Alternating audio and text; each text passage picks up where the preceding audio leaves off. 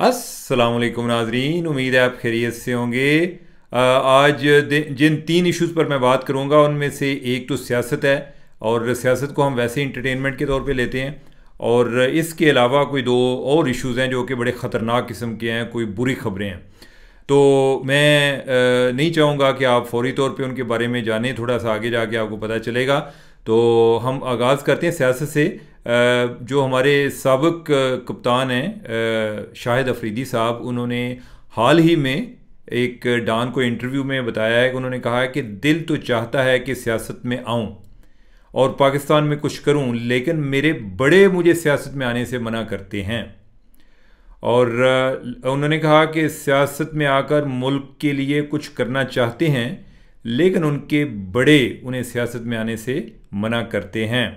और अपने बड़ों को कहता हूं कि अगर हम जैसे लोग सियासत में नहीं आएंगे तो तब्दीली कैसे आएगी। पहले भी तब्दीली आती आती पता नहीं किधर चली गई है। और अब यह है कि बड़ों का नहीं पता कि शाहिद अफरीदी जो है वो किन को बड़ा तसव्वुर करते हैं। कुछ लोग जो हैं वो सोच रहे होंगे कि शायद कोई रावलपिंडी में उनके बड़े हैं, कुछ सोच रहे होंगे कि पेशावर में उनके बड़े हैं, कुछ सोच रहे होंगे कि कराची में उनके बड़े हैं। तो पता नहीं कौन से बड़े हैं जिनकी बात हो रही है कि जिनसे शाहिद अफरीदी को इजाज़त दरकार है। अब ये है कि हमारे ये जो इस तरह के क्रिकेटर्स हैं, जब वो सियासत में आते हैं ना तो बस आंख मिचौली का खेल जारी रहता है। कभी कहते हैं कि नहीं मेरा दिल नहीं कर रहा, कभी जब आएंगे तो फिर वो कहेंगे जी कि मुझे मेरा दिल नहीं कर रहा था और लोग मुझे मजबूर कर रहे थे। तो खैर ये है कि उन्हें आना चाहिए, उनका राइट है, वो भी आकर देख लें। लेकिन यह है कि मैं जो आपको इस सिलसिले में मैं बताना चाह रहा हूँ वो शाहिद अफरीदी साहब के अलावा कोई एक और सियासी जमात भी बनने जा रही है। जी, सियासी जमात बनने जा रही है। अब ये ख्याल हो रहा है कि जो मौजूदा हमारी एक सियासी क़यादत है जिसको हम पीडीएम कहते हैं, इनमें वो सलाहियत नहीं है कि वो इमरान खान का तोड़ कर सकें। और इन्होंने वैसे ही जैसे होते ना, एक बिल्कुल हकायक से नज़रें चुरा के और इमरान खान को जो बयानिया फ़राहम किया हुआ है उसमें ये वो इमरान खान कामयाब होता जा रहा है। और ये लोग जो हैं ये हुकूमत में तो आ रहे हैं, लेकिन ये है कि वैसे ही एक शिकस्त होरदा चेहरे बने हुए हैं। और बाकी ये है कि ना जो इमरान खान जिन बुनियाद पे इनको टारगेट करता है वो मरूसी सियासत है, वो भी ये छोड़ने को तैयार नहीं है। वो सारी चीज़ें फैमिली में चल रही होती हैं। अब तो पीपल्स पार्टी वाले, पहले तो शरीफ ख़ानदान था, पीपल्स पार्टी वाले भी जो एक बिलावल भुट्टो हैं और आसफा, दोनों बहन भाई सियासत में आ गए हैं, या पता नहीं आने वाले टाइम में आमने सामने ही ना आ जाएं। उधर भी बहुत सारी खिचड़ी पक रही है। तो एक नई सियासी जमात के बहुत ज़्यादा इम्कानात हैं। अब मैं आपको ये नहीं बता सकता कि ये कल बननी है, एक महीने तक बननी है, या कितने महीनों तक बननी है, लेकिन उसकी तैयारियां अपने अरूज पर हैं। अच्छा, दूसरी मैं बात आपको बता दूं कि जिनकी मैं बात कर रहा हूं वो कि ऐसा भी नहीं है कि कोई ये कोई इस्टेब्लिशमेंट वाले उनकी नर्सरी में तैयार हो रही है।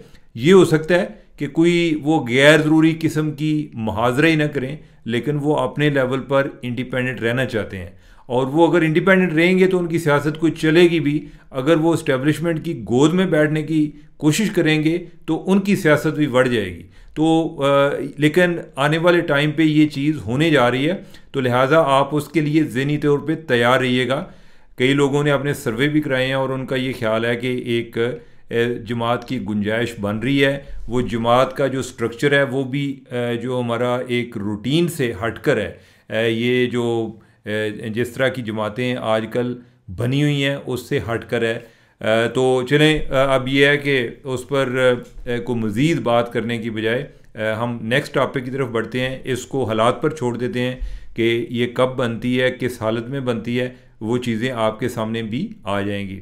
तो नेक्स्ट टॉपिक है कि कोई बहुत ही अहम और जो इंकशाफात से भरपूर मालूमात आई हैं। और जिस तरह मैंने कल के व्लॉग में ज़िक्र किया था, आपको बताया था कि जो एक बरतानवी अखबार है उसने जो कुछ इंकशाफात किए हैं उसके हवाले से उन्होंने कुछ मज़ीद जो एक रॉ की एक्टिविटीज़ हैं उनके हवाले से बताया है।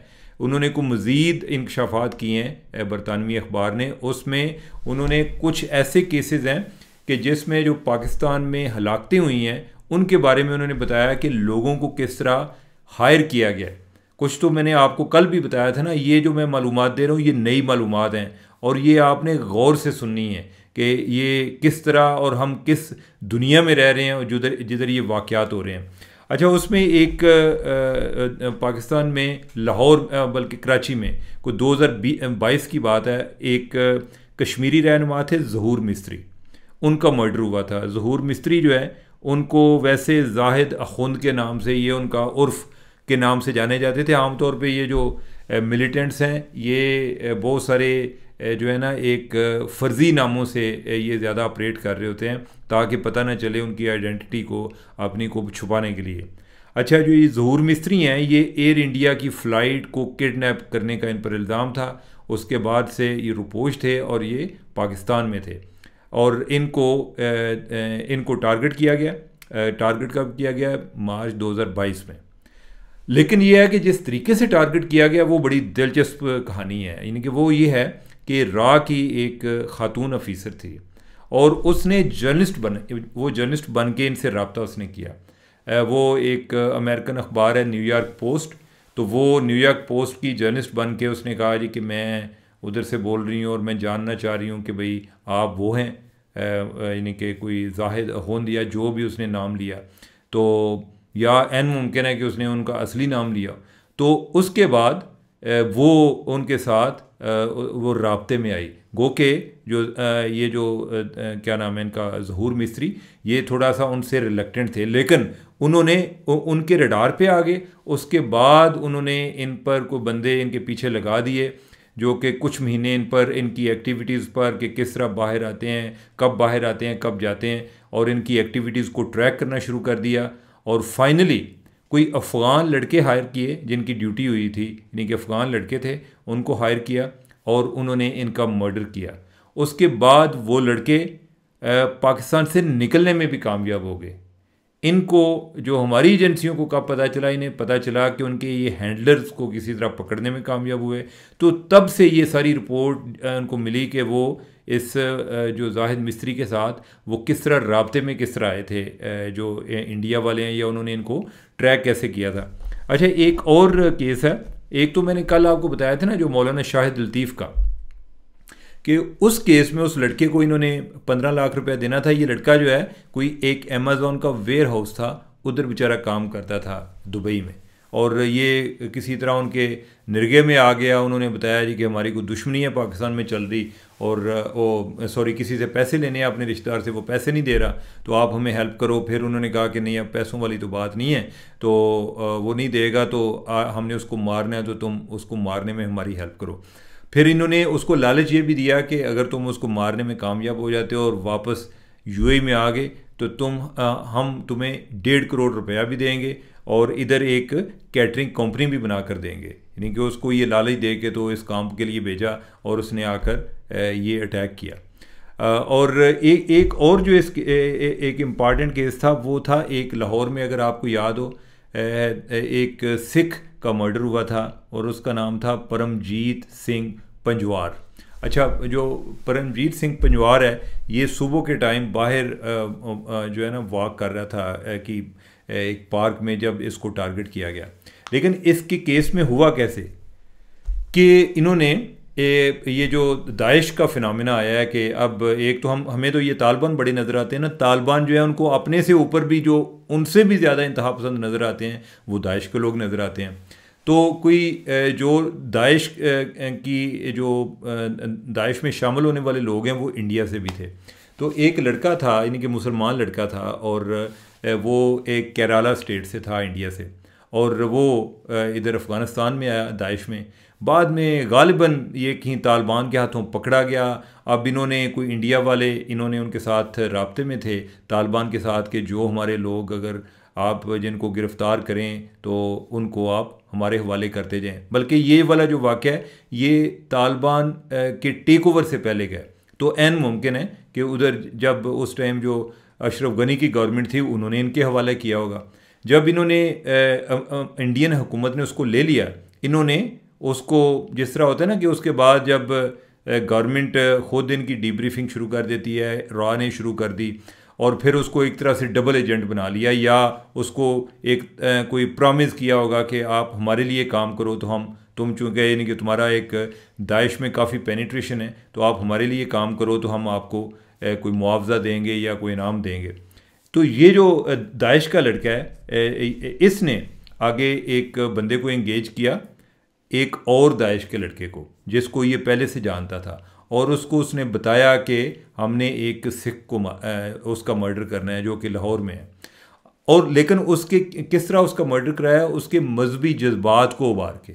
उसको नहीं पता कि पीछे क्या गेम चल रही है। वो बंदा जिसने मर्डर किया वो ये समझ रहा था कि मैं जो तालिबान हैं उनके कहने पे कर रहा हूँ, यानी कि वो यानी कि तालिबान साइड पे था। और तालिबान का एक ग्रुप था जिसका नाम बदरी, जिसको कहते हैं बदरी ग्रुप, बदरी 313। तो उसने ये समझा कि मैं जो है ये तालिबान के हवाले से कर रहा हूँ। अब ये है कि आप ज़रा इमेजिन करें कि एक बंदा, एक थर्ड पर्सन है, वो किसी एक्टिविटी में इस्तेमाल हुआ है, उसको पता ही नहीं कि वो कैसे इस्तेमाल हुआ है, वो किसी और के लिए अपनी तरफ से कर रहा है, लेकिन पीछे जो है कोई हैंडलर्स और हैं। तो ये गेम बड़ी पेचीदा हो गई है। तो उसमें एक जो अखबार की रिपोर्ट है, जो बरतानिया के अखबार की रिपोर्ट है, उसमें ये भी जिक्र था। उन्होंने कहा जी कि हमने रॉ के जो लोग हैं उनसे बात की है कि आप इस तरह के हथकंडे कब से इस्तेमाल करना शुरू हुए या आपने ये इंस्पायरेशन किधर से ली। तो उन्होंने बताया जी कि जब मोहम्मद बिन सलमान जो सऊदी क्राउन प्रिंस हैं, उन्होंने जो एक जर्नलिस्ट है जमाल खशोगी, उसको जब उसका मर्डर कराया उधर तुर्की में, तो उधर से हमने ये इंस्पायरेशन ली। या दूसरा ये है कि इसी तरह जो इसराइल की एजेंसियाँ हैं या रूस की एजेंसियाँ हैं, वो अपने जो एक मुखालिफ लोग हैं और जो मुल्क से बाहर होते हैं उनको जिस अंदाज में टारगेट करती हैं, हमने उनसे ये इंस्पायरेशन ली कि हमें भी एक जो एक चैलेंजेस आ रहे हैं हम उनका मुकाबला इसी अंदाज में करें।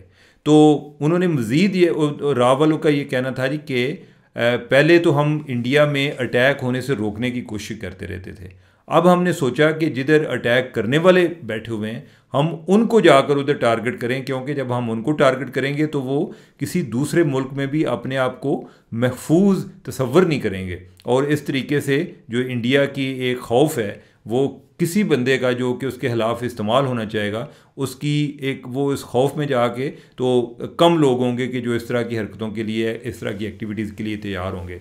अब यह है कि ये जो सिख का जो मैंने जिक्र किया है, इसी से रिलेटेड एक और डेवलपमेंट है और वो भी बड़ी ही डिस्टर्बिंग डेवलपमेंट है। और वो हमारे एक कुलीग हैं, हमारे एक बहुत अच्छे दोस्त भी हैं, जंग और जियो के साथ वाबस्ता हैं, मुर्तज़ा अली शाह। मुर्तज़ा अली शाह जो हैं बहुत आउट क्लास किस्म के जर्नलिस्ट हैं और वो बरतानिया में होते हैं।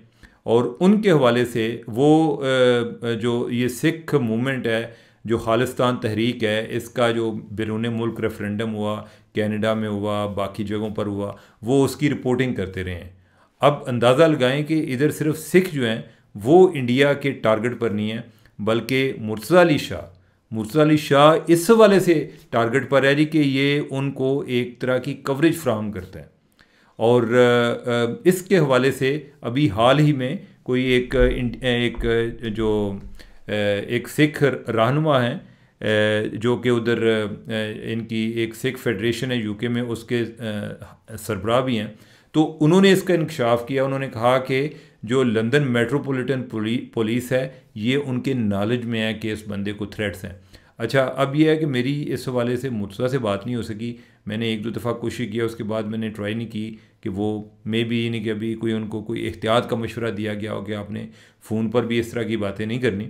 लेकिन यह है कि जब वो कह रहे हैं, सिख कह रहे हैं ना कि मेट्रोपॉलिटन पुलिस के ऑलरेडी नॉलेज में है, तो ट्रैक रिकॉर्ड ये बताता है कि नॉलेज का मतलब ये है कि ये इन्फॉर्मेशन मुर्तज़ा को या ये सिख कम्युनिटी को वो भी जो लंदन यूके इंटेलिजेंस है उधर से आई है कि इधर यूके में कौन कौन से टारगेट हैं। अच्छा, यूके वाले जो हैं उनको जो इस तरह की इन्फॉर्मेशन ज़्यादा फ्राहम कर रहे होते हैं वो अमेरिका वाले फ्राहम कर रहे होते हैं।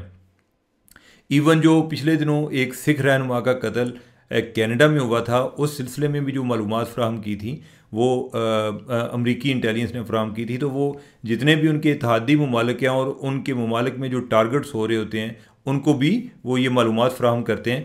तो मुर्तज़ा के हवाले से चूँकि मेरा एक ज़ाती ताल्लुक़ भी है, दोस्त भी है, बाकी चीज़ें मैंने बयान की हैं, लेकिन एक जिधर आपका एक तल्लक आता है तो आप ज़्यादा उन चीज़ों को फील करते हैं। तो ये बड़ी एक डिस्टर्बिंग किस्म की डेवलपमेंट है कि दो चीज़ें हैं। एक तो ये जो लोग इस सारे अमल में इस्तेमाल भी होते हैं, ये टारगेट किलिंग में, बाज़ औक़ात उन्हें आइडिया ही नहीं होता कि वो किस काम के लिए हैं, जिसको मारा जा रहा है और जो मरवाने वाला है वो कौन है, जिसको मारा जा रहा है वो कौन है। उनको बस एक टारगेट दे दिया जाता है, वो जाके कर रहे होते हैं। कई अपनी तरफ से जहाद कर रहे होते हैं, उनकी बाद में आंखें खुलती हैं कि वो किसके हाथों इस्तेमाल हो गया। और उसके साथ फिर जो जर्नलिस्ट हैं कि जो अगर कोई किसी की कवरेज करे तो फिर तो अगर उसका मुखालिफ अगर ज़रा ख़तरनाक किस्म का हो या उसके पास इतने वसाइल हों तो वो उनको एलिमिनेट कर सकता है, और ये बड़ी एक डेंजरस साइन है।